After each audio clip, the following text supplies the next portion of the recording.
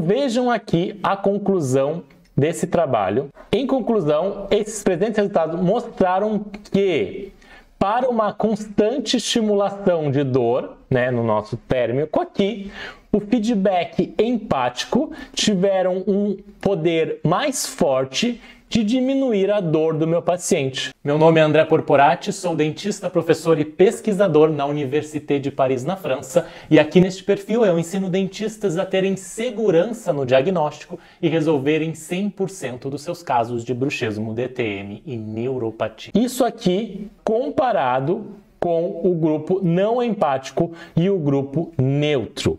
Além disso, os comentários não empáticos aumentaram a intensidade de dor do meu paciente. Então não é só o comentário empático. Não se preocupar ou ter um comentário não empático pode aumentar a dor do seu paciente. Se você quer saber mais sobre isso, escreva ATM aqui nos comentários para receber uma aula completa sobre o assunto.